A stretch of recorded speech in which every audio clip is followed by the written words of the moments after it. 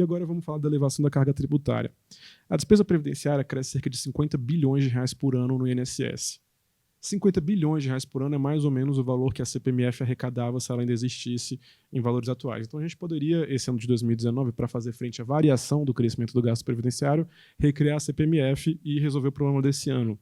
Em 2020 a gente teria que criar outra CPMF, em 2021 outra, 2022, 2023. Então, assim, para fazer frente ao crescimento do gasto sem reforma, eu teria que criar 7 CPMFs até 2026. Naturalmente, então, um peso grande para as empresas, para os consumidores, para vocês que querem se formar em empreender ou serem contratados numa empresa legal, enfim. Sobrou aqui um pouco, peraí. Aí tá. Agora, um outro exercício para a gente ver essa questão da elevação da carga tributária. Isso aqui é um salário de alguém e eu estou ali na parte mais escura somando quanto desse salário é usado para a tributação do INSS. 31% pode ser a alíquota na soma do empregador e do empregado. O empregador contribui, se ele não tiver em um regime especial, 20%. O trabalhador, dependendo do salário, 11%. Então, 31% é o que ele contribui hoje. Para dar conta do crescimento da despesa, supondo que o ajuste fosse feito completamente nas alíquotas sobre o salário, em 2040 ele teria que ser de 56% do salário e em 2050 de 80%, segundo projeções do IPEA. Então é claro que isso é só ilustrativo, seria inviável, o emprego formal desabaria, a renda das pessoas cairia muito, mas essa é a ordem de grandeza que a gente tem. E, por fim, um outro canal a gente falou agora falou do investimento público, falou da carga tributária, então vou voltar agora e falar da terceira perna do tripé, de baixo crescimento e de baixo emprego, provocado pelo crescimento acelerado do gasto previdenciário, que é o aumento do endividamento público. Em 2015, a presidente Dilma iniciou seu segundo mandato com a dívida pública em relação ao PIB na ordem de 60%. O presidente Bolsonaro está chegando agora no início do mandato com algo como 80% do PIB, a relação dívida-PIB. Sem reforma, ao final do mandato, ele vai estar com 100%. A dívida a gente pode medir como 100% do PIB de um ano. E isso tem uma consequência importante para a economia, de forma bastante simplificada, principalmente por conta do crescimento dos juros. Isso a gente pode até pensar em termos de alguém que a gente conhece, da nossa vida. Se você está endividado, você vai no banco, quanto maior a sua dívida, quanto mais arriscada ela parece, mais você vai ter dificuldade de conseguir um empréstimo com uma taxa legal. Então, quanto mais arriscada é a trajetória da dívida, mais cara ela tende a ficar, mais juros vão ser cobrados sobre ela, que por sua vez gera mais dívida, que por sua vez gera mais juros. Isso está relativamente bem explicado na justificação da proposta da reforma da Previdência. Tem lá a PEC 6 e embaixo dela vai ter a justificativa, a explicação da motivação da reforma enviada pelo ministro da Economia, Paulo Guedes, ao presidente da República. Então, ele faz aqui uma motivação que a economia brasileira cresce pouco, nós estamos sequer entre os 70 países de maior PIB per capita. Se nós mantivermos a taxa de crescimento da produtividade dos últimos 30 anos pelos próximos 30, nós chegaremos em 2048 com a mesma renda de 2018. O ministro diz que existem várias razões para isso, mas uma importante é o que ele chama de nó fiscal, que seria a razão primeira para a limitação do nosso crescimento econômico sustentável. E esse nó teria uma raiz que seria a despesa previdenciária. Aí ele traz esses números da dívida que a gente falou, e aí ele vai entrar nesse argumento de crescimento do gasto previdenciário, crescimento da dívida e crescimento dos juros. Então eu vou ler aqui ipsis literis, a reforma da Previdência, além de reduzir o endividamento primário, combate a dívida pública pela redução do seu custo. O vertiginoso crescimento da dívida coloca ela em trajetória arriscada. Esse risco é devidamente cobrado pelos credores por meio de juros altos. Como nossos jovens podem conseguir bons empregos e empreender, se é muito mais conveniente para o sistema financeiro financiar uma dívida cara e alta de um devedor que insiste em se endividar mais, que aí seria a União, né? Como nossas empresas podem competir com o gigante tomador de empréstimos que pode imprimir dinheiro ou obter recursos forçosamente por meio de impostos. A dívida e seus juros inviabilizam a geração de oportunidades. E aqui, subjacente a essa lógica, está algo que a gente conhece bem na economia, que é a ideia de que os juros que é cobrado da dívida do governo tende a ser o piso dos juros cobrados para o restante dos cidadãos, das empresas, exatamente porque o governo, no pior dos casos, pode imprimir dinheiro ou tirar dinheiro das famílias, das empresas, por meio de impostos. Então, quanto maior for a taxa de juros do governo, maior tende a ser a de todo mundo, e por isso os juros inviabilizariam a geração de oportunidade. Aí ele conclui: os objetivos traçados na Constituição de desenvolver a nação combater a pobreza exige um ambiente macroeconômico estável que não se apresentará sem um novo pacto para a Previdência. Nós podemos sair do círculo vicioso de mais despesa, mais dívida e mais juros para um círculo virtuoso de despesa e dívida sustentáveis com juros moderados. Então, esse é o argumento que fecha aí esse tripé de baixo crescimento, o argumento ortodoxo, ou mais aceito, de que o crescimento da despesa previdenciária atrapalha o crescimento da economia porque ele sufoca o investimento público, eleva a carga tributária e aumenta o endividamento. E, no limite, se eu não conseguir financiar isso dessa forma, eu posso, como a gente está falando aqui, imprimir dinheiro e a gente teria uma crise de hiperinflação, como a gente tem alguns vizinhos nossos, não necessariamente por conta de, claro que não por conta de previdência, mas a Argentina, Venezuela, é uma maneira que a América Latina tem tradição de resolver os seus conflitos, imprimindo dinheiro, então o governo consegue pagar todos os benefícios, consegue pagar todo mundo, mas a moeda perdeu valor, o benefício vale bem menos e os mais pobres é quem sai mais prejudicado, porque não consegue proteger a sua renda, que não é uma renda formal normalmente, desse fenômeno. E aí, para fechar aqui essa discussão de economia, tem um exercício feito pelo governo no início do ano, então assim, tem o viés de ser uma publicação oficial, que ele mostra diversas variáveis macroeconômicas e ele faz dois cenários ali. Um cenário é supondo que a reforma fosse aprovada como ela foi enviada, ela já foi bastante desidratada, mas enfim. E um outro é sem aprovação da reforma. Então aqui o que ele está mostrando não é que necessariamente a reforma vai fazer o Brasil crescer muito, mas que a situação sem a reforma seria muito pior. Nessa projeção, o crescimento do PIB com reforma em 2023 estaria rodando ao redor de 3%. Sem reforma, estaria ali, a gente estaria enfrentando uma recessão, teria o que a gente chama de duplo mergulho, voltaria para a recessão, teria uma recessão ali de 2%. Aqui, de novo, tem o viés de uma publicação do governo, mas tem um documento legal que o governo solta de vez em quando, que é o Prisma Fiscal, publicado pela Secretaria de Política Econômica. Na verdade, ele é mensal e ele coleta projeções de diversas variáveis com analistas do mercado, são cerca de 60 pessoas, e ele fez esse ano 2 especiais já só para a Previdência, e ele colhe as expectativas. Olha, o que você acha que vai acontecer com reforma e sem reforma? E se não dá isso aqui, na média, continua tendo isso que a gente chama de boca de jacaré, uma curva para cima e a outra para baixo, ainda que a boca do jacaré não seja tão grande quanto na projeção do governo. Mas o que é interessante aqui é ver que, olha, a diferença ali do cenário com e sem reforma é bastante razoável. Ainda que a reforma não faça o Brasil virar um país maravilhoso, ela evita que a gente tenha uma degradação ainda maior nessa visão, né? Aí tem projeções no mesmo sentido para a taxa de desemprego. Sem reforma ela sobe muito, com reforma ela cai um pouco. Você vê que não são números espetaculares, o próprio governo estima que só com a reforma o desemprego em 2023 estaria em 8%, ainda é muito alto. Vê que o crescimento do PIB de 3% ali, que é num cenário otimista, né? Está bem abaixo do que a gente conseguiu já no passado. E, enfim, a dívida bruta com reforma sequer reduziria, só mais ou menos se estabilizaria ali ao redor de 77%, 76%, mas sem reforma continuaria crescendo bastante. E os juros, a Selic, talvez por conta acho que pela inflação, aí ele vê que ela continuaria caindo, mas ele se estabilizaria também. Com reforma, mas sem reforma cresceria bastante. Então é mais ou menos essa a lógica, a motivação, digamos, econômica da reforma da Previdência. Eu vou discutir agora um pouquinho essas questões de mitos assim, que existem nesse debate, mas como eu já falei muito, eu queria abrir para intervenções de vocês, dúvidas ou perguntas mesmo, ou intervenções. Então, a proposta original tinha previsão do regime de capitalização, mas a PEC apenas previa que o regime poderia ser criado por lei. Então, eu desconfio que não ia ter muito efeito nessas projeções aqui, não. Para quem tem interesse em economia e for atrás dessa nota, ela tem uma metodologia bem explicadinha, assim, das notas que o governo fez para justificar as coisas que ele fez até agora. Acho que é a mais bem fundamentada. Assim. Em outros casos é meio, sei lá, meio chute. Nessa está bem fundamentada. É claro que a escolha do parâmetro que você coloca nesse modelo é sempre questionável. E eu desconfiaria muito que o governo mandasse sei lá, que o governo fizesse uma publicação sobre a reforma da Previdência mostrando que ela não é legal. Isso não ia acontecer. Então tem um viés, claro. Mas eu acho que vale a pena para quem tem interesse, por exemplo, aqui no curso de economia, que desse uma olhada nisso.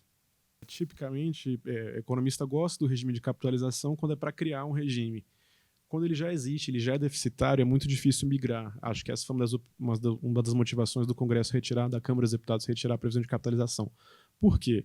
Voltando para aquela imagem lá que a gente tem do pessoal segurando os velhinhos, o que acontece na capitalização? Quem está hoje contribuindo para segurar os velhinhos simplesmente contribuiria para a sua própria aposentadoria no futuro. E aí como é que fica... Enfim, desmoronaria o negócio ali, né? Então, assim, existe uma perda grande de arrecadação porque as contribuições que hoje pagam os benefícios seriam separadas, sairiam do orçamento, investidas no mercado financeiro e o déficit aumentaria. Então, por isso que era importante que o governo apresentasse desde o início como é que faria a transição para um regime de capitalização. Tinha ali uma ou outra entrevista do ministro Paulo Guedes dizendo não, vai ser só para os novos trabalhadores, só para quem entrou no mercado de trabalho, mas isso nunca foi colocado de maneira muito clara. Então é como se a repartição fosse o nosso pecado original. Assim, é muito difícil voltar para trás a partir do momento que você já criou um regime financiado pelo que chamam de regime solidário, né, que formalmente é um regime de repartição, especialmente quando ele é deficitário, porque se ele é deficitário, você vai tirar dinheiro dele, ele vai ficar ainda mais deficitário. E aí é a dificuldade que a gente tem. Resistência, fora isso, são dos grupos que são subsidiados pelo regime de repartição, porque no regime de capitalização, meio que você recebe o que você poupa. E o nosso regime tem distorções, especialmente porque muita gente não recebe de acordo com o que contribuiu. Nós, servidores públicos, somos uma parte importante disso, mas também trabalhadores de baixa renda, que são vinculados ao salário mínimo. Então, existia uma discussão aí legítima provocada pelos partidos de esquerda. Olha, você troca para um regime de capitalização, trabalhadores mais pobres, se eles forem receber só o que eles poupam, eles podem chegar na velhice com muito pouco, como aconteceu e de fato aconteceu no Chile. Então, essa é a dificuldade. A partir do momento que você fez um regime de repartição, é muito difícil voltar atrás. A gente vai falar daqui a pouco entrar em detalhes no déficit da Previdência. Ele vai continuar existindo, ele não vai ser reduzido, muito menos zerado. Ele só vai crescer uma taxa menor. Eu acho que, ainda que a gente possa ter que fazer ajustes no futuro, eu acho que essa reforma como tal é bem definitiva, no sentido de que não vai ser necessário tão cedo fazer uma reforma constitucional afetando diversos grupos. Você pode ter que mexer ali no rural, mexer na idade mínima, como você falou, mexer em alguma outra coisa que ficou de fora, mas fazer uma PEC, essa, por exemplo, saiu no início da semana na Folha, a PEC é um monstro, né, em termos de número de palavras, ela tem acho que 12 mil palavras, se ela for promulgada, ela vai ser a maior emenda constitucional da nossa história, tem o dobro de palavras da reforma do judiciário, da reforma administrativa do Bresser. Então, assim, ela é uma coisa bem densa, ela mexe com muita gente. Então, acho que... E ela refere boa parte desses temas para a lei no futuro. Ela desconstitucionaliza algumas coisas. Então, acho que uma ampla reforma de parar o Congresso, como a gente viu nos últimos anos, eu acho que não vai ser necessário, a não ser que alguma coisa que o país não dê certo, né? Que fique isso de não crescer, e aí tem que ficar cortando benefício. Mas eu acho que... Realmente foi uma pena essa questão do gatilho automático ter saído, mas eu acho que uma PEC que mobiliza todo mundo, eu acho que não vai ser necessária tão cedo. Em relação à queda de arrecadação, o governo tem ido atrás, a gente tem uma discussão cadente agora, motivada pela liderança do próprio ministro Paulo Guedes, inclusive de desonerar a folha de pagamento e buscar novas fontes de arrecadação para a Previdência. Quando um trabalhador não está na Previdência, quando ele está desempregado ou informal, de fato isso afeta em curto prazo o déficit. Para o déficit atuarial, que é aquela primeira figura que a gente colocou, isso não é tão importante, porque ele não está contribuindo agora, mas lá na frente ele também não vai receber. E num sistema que é distorcido, eu acho até que isso pode, em termos de direção do déficit atuarial, pode ser positivo. Em relação ao Simples, é um problemão que a gente tem, que a reforma de fato não endereçou, meio que um tabu, a renúncia para o anual para o Simples é da ordem de 30 bilhões de reais. E aí existem duas visões. A visão dominante, que eu não concordo, não me filio, é a de que se você passa a exigir das empresas que contribuem no Simples, nas micro e pequenas empresas que contribuem no Simples, a mesma alíquota das grandes empresas, elas simplesmente não dariam conta e a arrecadação não seria favorecida. Tem estudos, mais de um estudo recentes, que tem a metodologia certinha e tal, que percebem que, olha, o Simples não ajudou o emprego formal, mal ajudou a formalização, dá para colocar a mesma alíquota sem ter grandes efeitos. Lá no Senado, o que está sendo feito na continuação da proposta, na chamada PEC paralela, é exigir pelo menos o pagamento daquela parte do risco acidente de trabalho. Então começa a onerar um pouquinho o Simples. E aí tem uma pressão grande de entidades como o Sebrae, por exemplo. Não resolveria o problema, mas ajudaria, e aí tem a discussão se as empresas fechariam, contratariam menos, ou elas dão conta de pagar. Mas você está certa de que o déficit tem 2 pontos, né? Um ponto é o crescimento estrutural da despesa e o outro é a receita que tem fragilidades, tem as renúncias. O Senado está tentando incluir entidades filantrópicas que hoje são isentas de pagar, faculdades particulares que se dizem filantrópicas, grandes hospitais de São Paulo. Tudo isso é uma briga grande, também não resolve o problema, é algo como 6, 7 bilhões por ano, mas no sentido de fechar essas torneirinhas e ter um ajuste também pelo lado da receita e não só pelo lado da despesa. Parte desse esforço, ainda que polêmico, foi feito com a reforma trabalhista.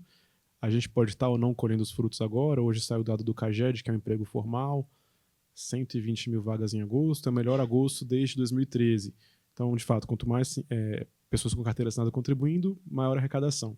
Ainda que tenha aquela ressalva que eu falei de que essa pessoa também lá na frente vai ter direito a benefício. Então, para o déficit atuarial, se as regras estiverem distorcidas, é como se estivesse colocando mais lenha na fogueira. Agora ajuda, mas depois, quando esse cara estiver pedindo benefício, falecendo, deixando pensão, é complicado. Agora, tem um tema que eu acho muito interessante, que a gente está discutindo pouco, que a gente está tendo uma alta expressiva no número de pessoas empregadas no Brasil, mas muito de conta própria, e é um fenômeno que a gente vê na rua. É o cara do Uber, o cara do iFood, o cara do Rappi.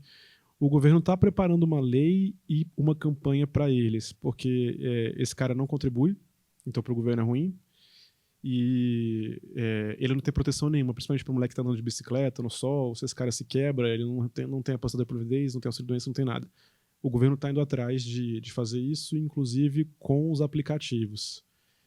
A ideia é que ele seja um MEI simplificado, a alíquota dele vai ser acho que de 8%, mas a ideia é de você filiar esse cara no sistema, deixa ele como autônomo, você não vai jogar ele na CLT, que às vezes não é o interesse desse cara, mas ajuda na arrecadação. E para esse cara que é bem precarizado, principalmente no caso do menino do Rappi ou do iFood, é bom porque ele vai ter uma proteção, assim, imagina. Essa iniciativa eu sei que tem do ponto de vista administrativo e tem um projeto de lei no forno, alguma coisa assim. E é algo que é um desafio novo, né? É uma nova forma de relação de trabalho. Algumas pessoas acham que não, mas enfim, alguma coisa nova tem aí acontecendo e tem uma dificuldade no mundo todo esse debate, de como tratar esse cara, né? Então eu vou falar um pouquinho do que estou chamando vulgarmente de fake news, mas são coisas para desmistificar alguns pontos que estão no debate. A gente já falou, é a diferença entre expectativa de vida ao nascer e expectativa de vida aos 65. Isso no início da tramitação da reforma, lá da reforma do presidente Temer, o pessoal usava muita expectativa de vida ao nascer para falar, não, tinha até um slogan, trabalhar até morrer, a pessoa vai se aposentar com 65 depois vai morrer. E aí a gente vê que, assim, se é para ver o tempo de usufruto de uma aposentadoria com 65 anos, a gente tem que olhar esse outro indicador, que também é divulgado anualmente pelo IBGE, não é nada obscuro, não. Então a gente quer ver a expectativa de vida aos 65, ou a expectativa de sobrevida, ou a expectativa condicional aos 65. São a mesma coisa, mas tem nomes diferentes. Eu acho que, de maneira simples, você acompanha o número de brasileiros que passa dos 65 anos e vai vendo quando eles vão morrendo e quantos estão vivos. Isso não é simples, porque você tem que considerar os que estão vivos. Muita gente, quando vai fazer essa conta, pega só a idade das pessoas que falecem e aí dá um número muito baixo. Por exemplo, se você pegasse em 2015, faleceu o senador Luiz Henrique da Silveira, aos, digamos, 76 anos. Então, em média, senadores morrem aos 76 anos. Não é verdade, porque você não está considerando os que estão vivendo e boa parte tem mais de 76 anos. Tem uma área da estatística que mexe com isso, chama análise de sobrevivência. Isso é bem legal. Vou mostrar alguns dados daqui a pouco, mas é um tema interessante. Aí, aqui, é claro, tem uma ressalva. Também não quer dizer que...